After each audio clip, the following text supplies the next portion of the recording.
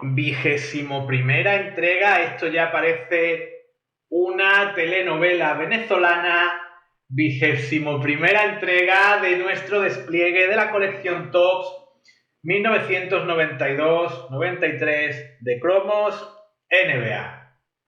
Nuestro primer jugador de hoy es Blue Edwards, al que vemos en su etapa en los Milwaukee Bucks tras abandonar los Utah Jazz. Detrás podemos ver elegantemente vestido de chaqueta a Moses Malone, que probablemente no podía jugar ese partido por alguna lesión. Vamos a ver la trasera de Blue Edwards y vemos que estaba en progresión ascendente escolta alero, como podéis ver, de la Universidad de East Carolina. No me suena demasiado ese East Carolina. Y como veis, pues estaba en una progresión ascendente, aunque personalmente de donde más lo recuerdo precisamente es de su etapa en Utah. Fijaos datos que nos comentan: gran tirador, nunca había tirado por debajo del 50%, y en esa temporada 91-92, la última que aparece listada, había añadido el tiro de 3 con un porcentaje que no estaba mal a su repertorio.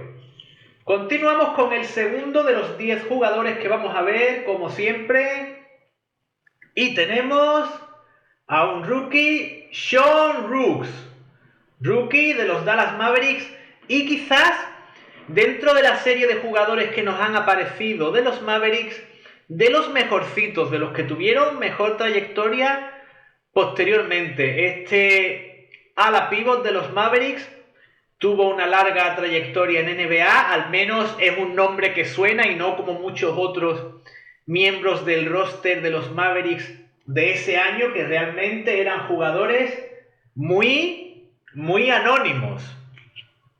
Vemos la parte trasera y, como podéis ver, era un jugador que venía de la Universidad de Arizona, había sido número 30 del draft. Aquí nos lo ponen como pivot, con sus 6'10", probablemente jugase en ambas posiciones de pivot y de ala pivot. Jugador nacido en New York y que, según veis ahí descrito, había tenido un importante despliegue en su trayectoria universitaria. Proseguimos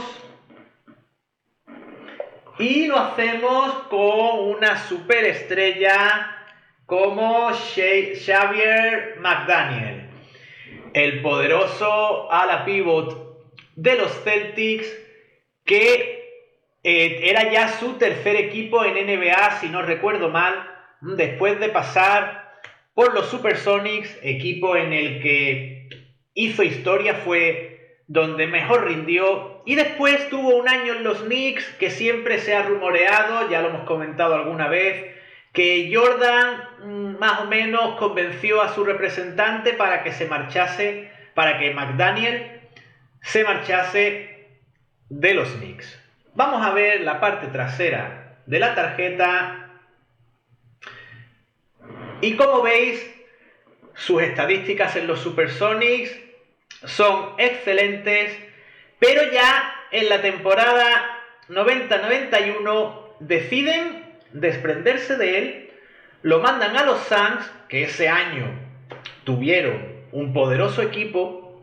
Solo dura un año en los Suns, se marcha a los Knicks, donde también permaneció solo una temporada. Se convirtió en un culo inquieto. Después de muchos años asentado en Seattle, le costó asentarse de nuevo en otro equipo.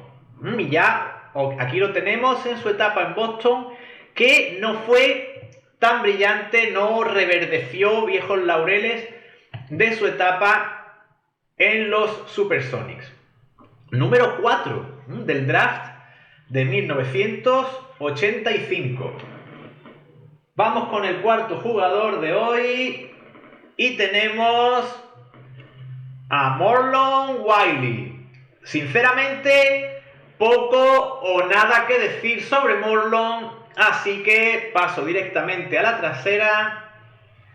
Base escolta, que ya tenía una trayectoria más o menos prolongada en la NBA, aunque siempre muy marginal. Estamos probablemente ante una de sus mejores temporadas, con 41 partidos y tan solo 4,3 puntos en cada uno de esos partidos.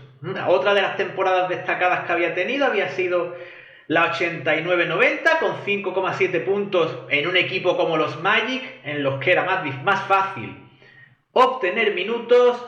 Y nada más que comentar sobre este Morlon Wiley. Proseguimos y lo hacemos con la Bradford Smith de los Washington Bullets. Vamos a ver qué nos cuenta la trasera sobre la Bradford Smith. Vemos que en su temporada rookie no había tenido un rendimiento especialmente bueno. Había sufrido una lesión de tobillo y esperaban que ese segundo año fuese mucho más productivo. Si os fijáis, no es que andase muy bien de porcentaje de tiro, excepto en los tiros libres, que no están mal. Tanto en tiro de 3 como en tiro de 2 andaba más bien flojito. Había sido líder en tiro, en porcentaje de tiro en su universidad, en Louisville, pero en NBA la cosa no pintaba nada bien. Vamos con el sexto jugador y tenemos por aquí a Reggie Lewis, el magnífico escolta alero de los Celtics, que desgraciadamente falleció debido a un paro cardíaco cuando era la estrella del equipo. Se había convertido en el jugador franquicia de los Celtics. Si queréis saber algo más sobre tanto el fallecimiento de Lewis como otros fallecimientos, sobre todo producidos en los Blazers, os recomiendo el vídeo que ha tenido más éxito hasta ahora en el canal, en el que hablo precisamente de la maldición de los Portland Trail Blazers. Y de pasada menciono también a Reggie Lewis y a los Boston Celtics. Como veis, la primera temporada de Lewis no hacía presagiar lo que vino a continuación. Se convirtió en un jugador muy consistente. Y en la 91-92 había disputado el All-Star, como pudimos ver en la serie de tarjetas de All-Star, que también, si no la habéis visto, os invito a ver en el vídeo, en los vídeos. Hay varios vídeos dedicados a esas tarjetas conmemorativas del mítico All-Star Game del 92, con la participación inolvidable de Magic Johnson. Seguimos y con el mejor jugador sin duda en el día de hoy, que no es otro que Chris Mullin, magnífico alero de los Warriors, que si recordáis era un tirador prácticamente, y a lo mejor sin prácticamente, al mismo nivel que Larry Bird, un tirador excelente, pero mucho más capacitado que solo para tirar. Jugador muy disciplinado y que, ya sabéis, arrastraba una historia de adicción al alcohol, pero se recuperó completamente, y después de recuperarse de esa adicción vinieron sin duda sus mejores años. Aquí lo tenemos en su etapa en los Warriors, donde formaba ese equipo de jugadores pequeñitos que era como una revolución y que hoy en día tendrían mucho más éxito incluso del que ya tuvieron entonces. Vamos a ver la trasera. Y como veis, excelso anotador de corta, de larga, de tiro libre, de todas las distancias.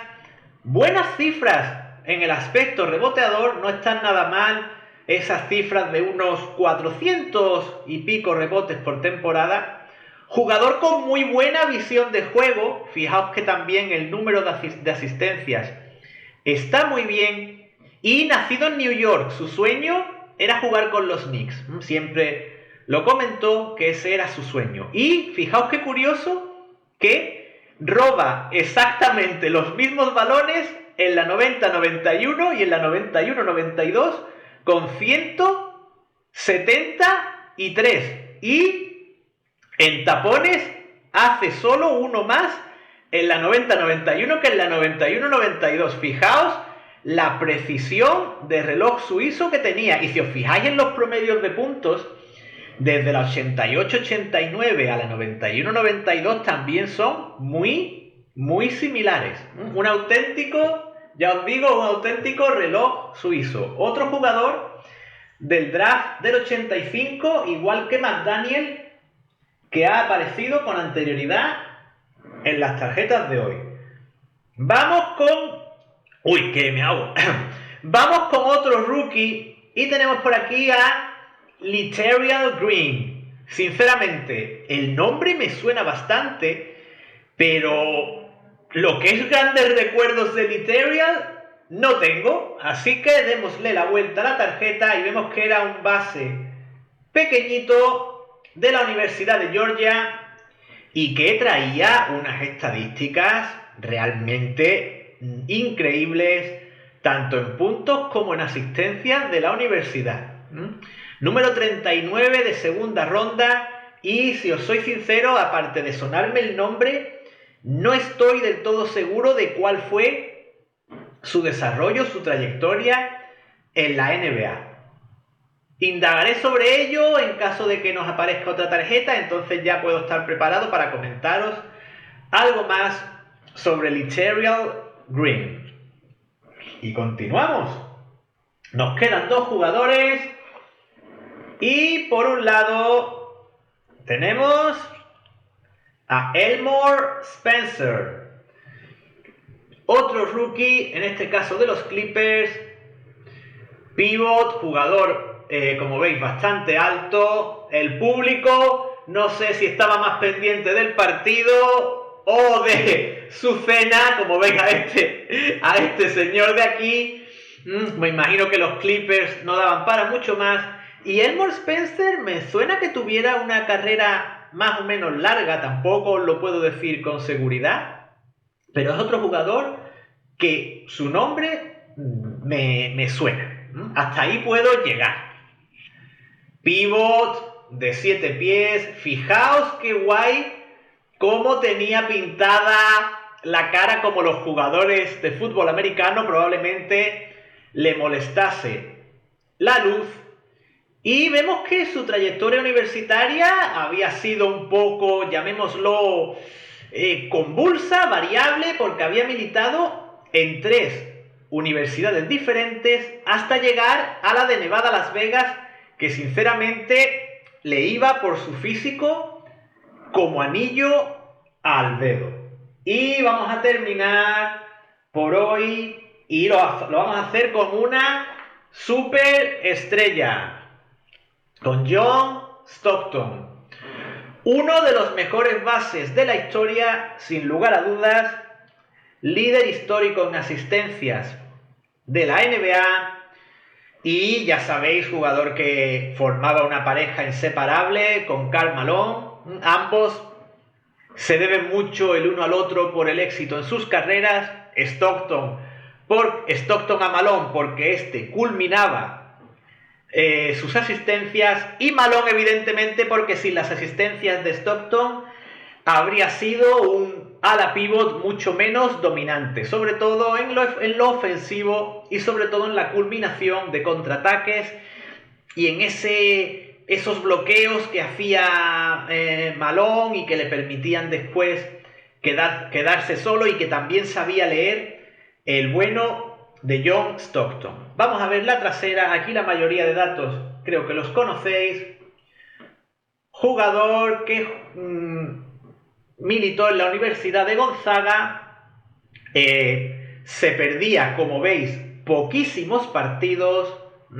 A lo largo de su carrera hasta ese momento se había perdido solo 4 encuentros y disputaba cerca de 40, podríamos decir, cerca de 40 minutos en cada partido. También, como veis, superaba con holgura, con gran holgura, las 1000 asistencias y en 2 temporadas fue líder tanto de asistencias como de robos. Toda una garantía.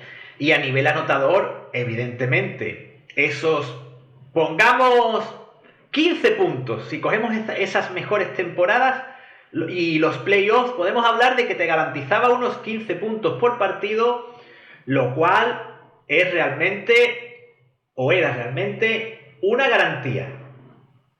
Y dicho esto, terminamos por hoy y como siempre me gusta hacer, voy a poneros las que considero que han sido las 3 mejores, las 3 tarjetas más destacadas de hoy. John Stockton, Chris Mullin y, por supuesto, Xavier McDaniel. Y con esto terminamos este despliegue de tarjetas del día de hoy. Espero, como siempre, que os haya gustado. Os doy las gracias por vuestra atención y os espero en nuestro vídeo número 22 y en el resto de vídeos del canal, que espero que también sean de vuestro gusto. ¡Hasta pronto!